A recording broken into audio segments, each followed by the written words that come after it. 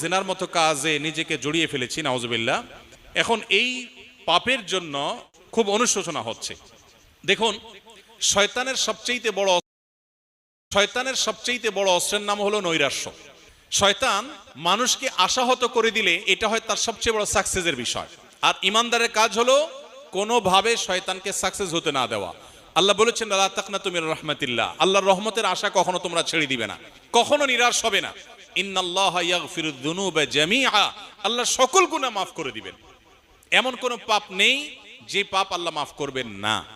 ক্ষমার অযোগ্য বলতে পৃথিবীতে কোনো পাপ নেই। শিরকে আল্লাহ মাফ করবেন না যে কোরআনে বলা হয়েছে, এটারও ভুল মিনিং আমরা অনেকে জানি। এটার সঠিক মিনিং হলো, পৃথিবীতে যদি কেউ শিরক করার পরেও তওবা করে, ফিরে আসে, অনুশোচনা করে, আল্লাহ মাফ করে দেন। যদি শিরক নিয়ে মারা যায় সেটা মাফ হবে না। অতএব জেনায় লিপ্ত হয়ে গেছেন কোন তরুণ, নিজের পাপ বুঝতে পেরে আল্লাহর কাছে ক্ষমা প্রার্থনা করেছেন, আর কখনো সে পথে ভুলেও পা মারাবেন না এ মর্মে সংকল্প করেছেন, এই কাজগুলো যদি কেউ করেন আল্লাহ তাআলা নিঃসন্দেহে তার গুনাহ মাফ করবেন। এবং আল্লাহর প্রতি সেই আত্মবিশ্বাসে আস্থা থাকতে হবে। বিধায় হতাশা নয়, বরং আল্লাহর প্রতি আত্মবিশ্বাসী আমাদের থাকতে হবে।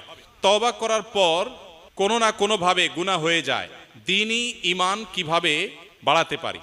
মানুষের দুর্বল ঈমান, এটাকে শক্তিশালী করবার জন্য আমাদের হতাশ হওয়া চলবে না।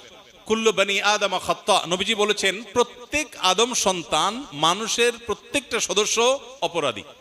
অর্থাৎ এমন কোন মানুষ পৃথিবীতে নাই, নবী আলাইহিস সালাম, আম্বিয়া আলাইহিস সালাম ছাড়া, যে মানুষ ভুলের ঊর্ধ্বে বা পাপের ঊর্ধ্বে।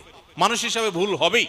ওয়া খায়রুল খাত্তাইন আত-তাওয়াবুন, সবার মধ্যে যদি কম হোক বেশি হোক, কারোর বেশি কারোর কম গুনাহ হয়, পাপ হয়, এর মধ্যে সবচেয়ে উত্তম মানুষ হলেন সেই মানুষটা যে মানুষটা খারাপ কাজ করার পর, ভুল কাজ হওয়ার পর তিনি তওবা করেন, তিনি আত্মশুদ্ধি করেন, তিনি ফিরে আসেন।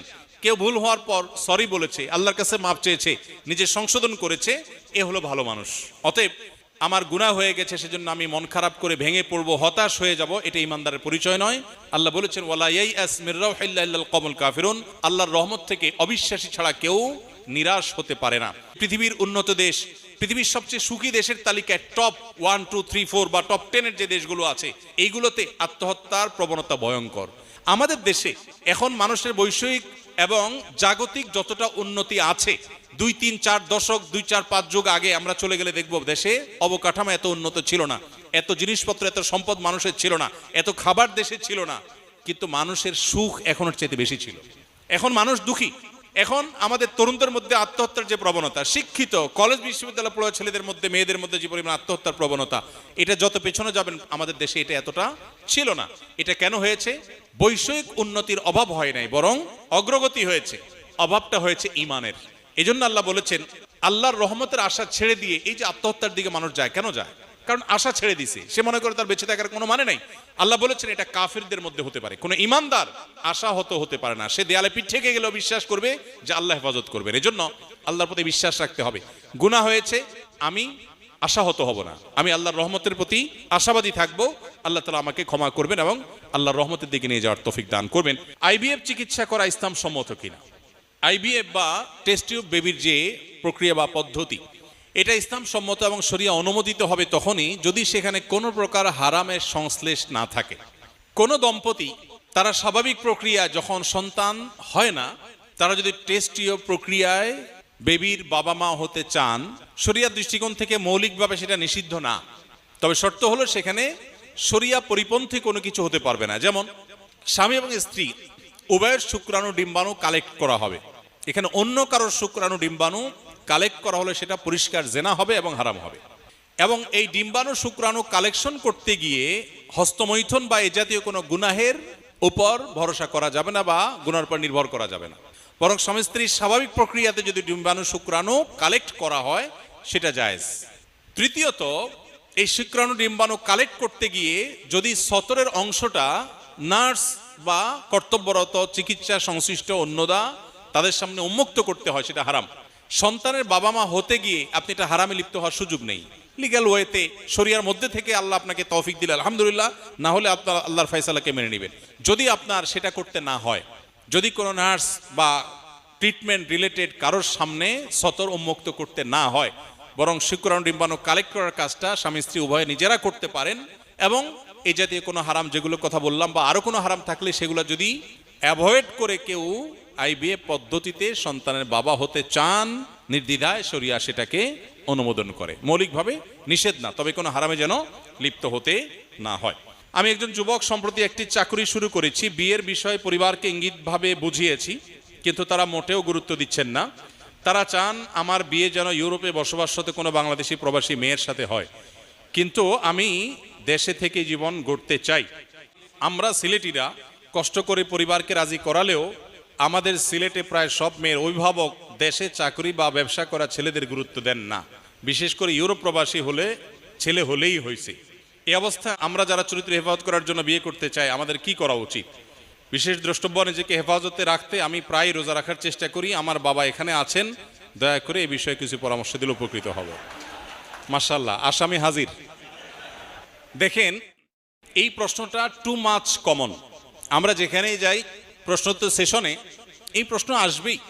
তো এই ধরনের প্রশ্ন ব্যাপকভাবে আমাদেরকে পেতে হয়। দেখুন, কোন পরিবারে ছেলে হারাম থেকে বাঁচার সংগ্রাম করছে, চেষ্টা করছে যেন তার চরিত্রে কালিমা না লাগে, আর বাবা মা তাকে সহযোগিতা করছে না, এর চেয়ে দুর্ভাগ্যের বিষয় আর কি হতে পারে? হওয়ার কথা তো ছিল উল্টা, যে সন্তান বিপথে যাবে আর বাবা মা তাকে সুপথে আনার জন্য সংগ্রাম চালাবে। কিন্তু এখানে উল্টাটা হয়েছে, যে সন্তান বাঁচতে চায় হারাম থেকে, বাবা মা তার সে আকুতির গুরুত্ব অনুধাবন করতে পারছেন না। যে বাবা সম্পর্কে এটি লেখা হয়েছে, এরকম আর অনেক বাবা থাকতে পারেন, আমরা পার্টিকুলার কোনো কেসের বাইরেও জেনারেলি বলতে পারি। নবী করিম সাল্লাল্লাহু আলাইহি সাল্লাম বলেছেন, তোমাদের সন্তানদের যখন বিয়ের বয়স হবে, তারা যখন উপযুক্ত হবে, এরপর যদি উপযুক্ত পাত্র পাত্রী পেয়ে যাও, তাহলে তোমরা বিবাহ দিতে দেরি করবে না, বিলম্ব করবে না, বিবাহ দিয়ে দাও। যদি না দাও, তাহলে সেক্ষেত্রে এর ফলশ্রুতিতে যে ফিতনা ছড়িয়ে পড়বে, এর ফলশ্রুতিতে যে গুনাহের সয়লাভ হবে, হারাম রিলেশন তৈরি হবে, এর দায়ভার কিন্তু ওই বাবা মাকেই বহন করতে হবে। সন্তানের গুনাহ তো হবেই, সে অপরাধে লিপ্ত হওয়ার কারণে, বাবা মার অবহেলার কারণে যে হারাম পর্যন্ত গিয়েছে, গড়িয়েছে, সেটা দায়ভার কিন্তু বাবা মাকে নিতে হবে। এজন্য দায়িত্বশীল বাবা মার পরিচয় আমাদেরকে দিতে হবে। আমরা আমাদের সন্তানদের চরিত্রের মূল্য আমরা বুঝি না। একটা সামাজিক এক ট্যাবু আমাদেরকে আটকে ফেলেছে। বেশিরভাগ ফ্যামিলিতে বাবা মার চিন্তা যে সমাজে মুখ দেখাবার মতো কিছু একটা ছেলেকে করতে হবে, তারপর বিয়ে করাবো। নাম দিয়েছি নিজের পায়ে দাঁড়ানো। আরে সন্তানকে আরেকজনের পায়ে দাঁড়ায় আছে নাকি? নিজের পায়ে তো দাঁড়ায় আছে সে। নিজের পায়ে দাঁড়াবার নাম করে সন্তানকে হাজার হাজার লাখ লাখ টাকা কামানোর আগ পর্যন্ত বিয়ে না দেওয়া, এটা অভিভাবক হিসাবে, একজন মুসলমান হিসাবে সুস্পষ্টভাবে আল্লাহর অবাধ্যতা, আল্লাহ রাসূলের অবাধ্যতা। অতএব কোন রকম মহরের টাকা জোগাড় করে স্ত্রীর ডাল ভাতের টাকা জোগাড় করবার ব্যবস্থা যদি সন্তান করতে পারে, বাবা মার কর্তব্য হয়ে যায় সেই সন্তানকে বিয়ে দেওয়া। শরিয়ার সুস্পষ্ট ফতোয়া শুনেন, কোন বাবা মা যদি শরীয়ী কোনো গ্রহণযোগ্য ওজর ছাড়া নিছক পার্থিব বিষয়ে টাকা পয়সার মোহে পড়ে, সামাজিক ভাবসাবের মধ্যে পড়ে তিনি যদি সন্তানকে বিবাহ বিলম্ব করতে থাকেন এবং বছরকে বছর পিছাতে থাকেন, তাহলে সেক্ষেত্রে সেই বাবা মার অভিভাবকত্ব শরিয়ার দৃষ্টিকোণ থেকে আর থাকে না। তখন সন্তান এলাকার মুরব্বী আলেম ওলামাদের অভিভাবক বানিয়ে বিয়ে করবার অধিকার তার চলে আসে। অতএব এই জঘন্য কাজ থেকে আমাদের বেঁচে থাকার চেষ্টা করতে হবে। মনে রাখবেন, রিজিক দেওয়ার মালিক আল্লাহ তাআলা। আল্লাহ কোরআনে বলেছেন যে আনকিহুল আয়ামা মিনকুম ওয়াস-সালিহিনা মিন ইবাদিকুম ওয়া ইমাইকুম ইন ইয়াকুনু ফুকারা আয়ুগনিহিমুল্লাহু মিন ফাদলি। যে সমস্ত বাবা মা টাকা পয়সার চিন্তা করে সন্তানের বিবাহ বিলম্ব করছেন, তাদেরকে বলছি, আল্লাহ বলছেন, তোমরা তোমাদের অধীনস্থ সন্তান সন্ততি, তোমাদের ছেলে মেয়েদেরকে তোমরা বিবাহ দাও।